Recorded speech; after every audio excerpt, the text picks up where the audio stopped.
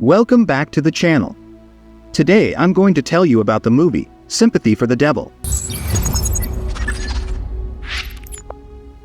The main character doesn't have a name, so we'll call him John.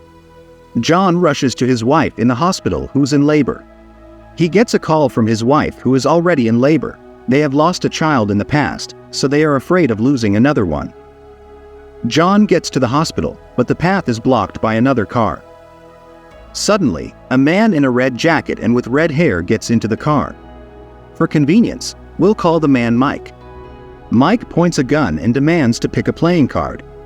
John names the card, and Mike shows the card. Threatening John with the gun, he forces him to drive to an unknown destination. John doesn't understand what the criminal wants and his wife is waiting for him, but Mike doesn't want to hear boring nonsense about family. They stop to put gas in the car. While the man is distracted, John tries to ask the woman for help. Mike notices the driver's peaks and recommends against running away. The man looks at pictures of his wife and John almost gets into an accident. Mike has no doubt that he knows John and they have old scores to settle. John wants to know when he can get back. Mike says the trip won't take more than an hour, which pleases our character. A man tells him that his mother is dying of cancer and they are going to visit her in the hospital. The driver's wife calls again. Mike answers the phone. The wife is already in labor and doesn't understand why her husband hasn't arrived yet. John is enraged, but Mike quickly subdues him with a gun. John speeds a little too fast to be seen by the police. The plan succeeds and the police start chasing the car. They stop. The man threatens to immediately get rid of John if the police suspect anything. A policeman demands ID, but Mike jokes at the officer. The police officer demands to get out, but the man fires a shot and then kills the police officer. Mike tells John not to speed, but he doesn't listen. John doesn't understand why he did it. The policeman was just doing his job. He refuses to drive and Mike fires a warning shot, forcing John to comply. John wonders why Mike is doing this. The man says it's too early to know the reason. They continue driving and John suddenly jumps out of the car. He hides and hears the man talking to his wife, clarifying the room she is in. For this reason, John gets out to meet Mike. They continue on their way again. The man says that his wife seems to be fine. He then orders them to stop at a cafe to get something to eat. Once seated, Mike tells them that there is a man waiting for John at a private airfield, which is why he kidnapped him. The waitress approaches. John says that John just fell down the stairs and Mike was standing at the bottom of those stairs, but the waitress isn't particularly interested in their condition. Mike orders the dish of the day. John is reluctant to order food, but Mike forces John to also order something because he wants to. Mike genuinely doesn't understand why people use family as sympathy. Mike continues his monologue, but John interrupts him, much to Mike's anger. He punches John and chains him to a table.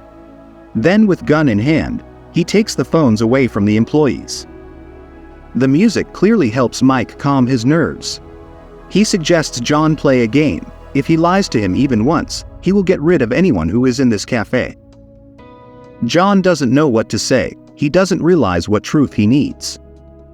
Mike says that time is up, but suddenly John hits Mike, but nothing comes out and Mike shoots the man. Then he takes aim at a woman with a child, and John admits that he is who Mike thinks he is. Mike starts beating John, calling him the culprit. The cook fails to escape.